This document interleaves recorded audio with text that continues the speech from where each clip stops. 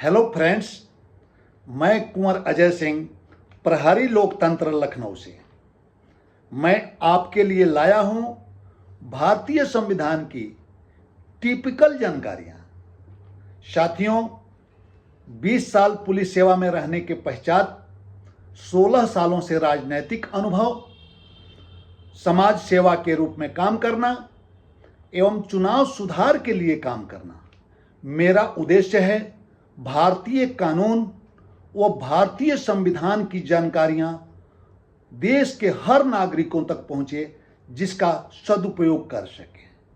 तो साथियों, आपको स्पष्ट मालूम होगा कि भारतीय संविधान विश्व का सबसे बड़ा लिखित एवं विरचित संविधान है।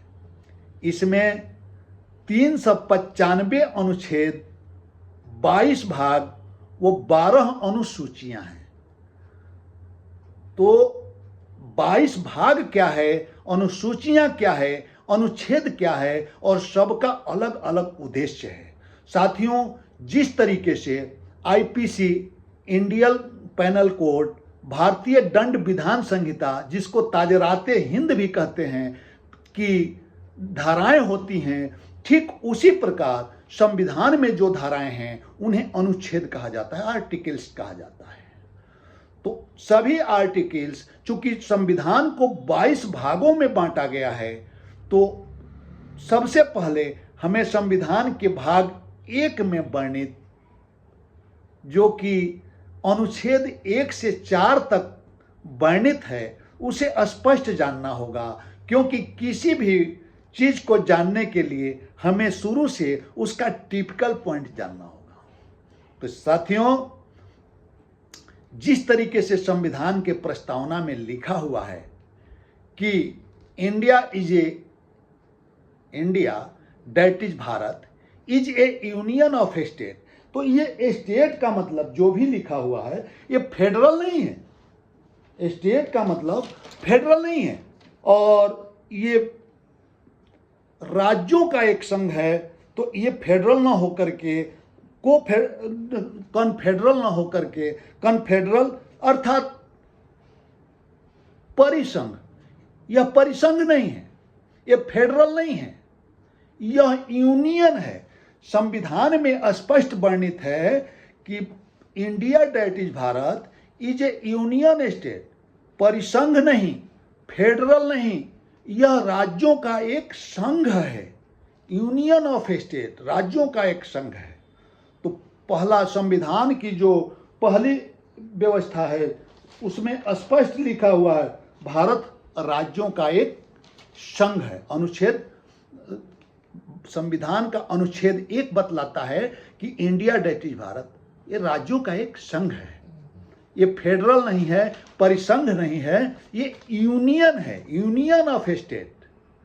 ठीक है। दूसरे संविधान के अनुच्छेद 2 में है कि संसद राष्ट्रपति के पूर्व सूचना के आधार पे किसी भी विदेशी राज्य को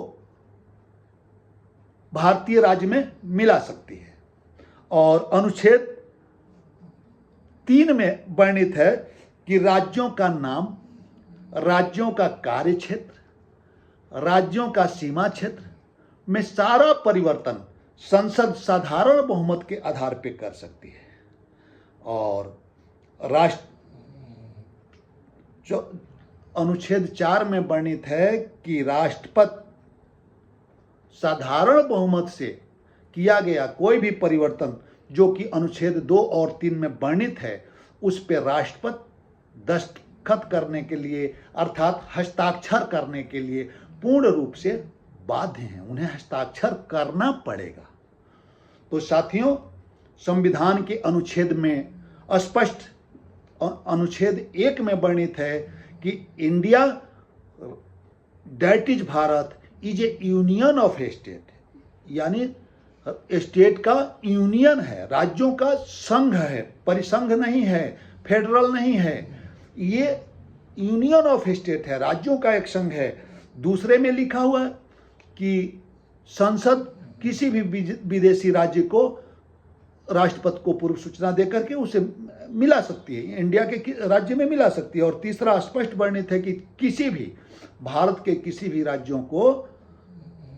राज्यों को ये स्पष्टता के आधार पे अपने कार्य क्षेत्र, भाषा क्षेत्र, सीमा क्षेत्र में परिवर्तन कर सकती है।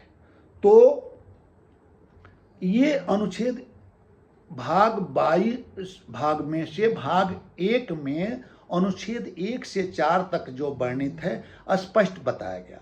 साथियों, अगर मेरा वीडियो आपको अच्छा लगे, आपको इस चैनल को लाइक करना है और ऐसा संविधान के विषय में, भारतीय कानून के विषय में टिपिकल जानकारियां जानने के लिए चैनल को सब्सक्राइब करना है। धन्यवाद।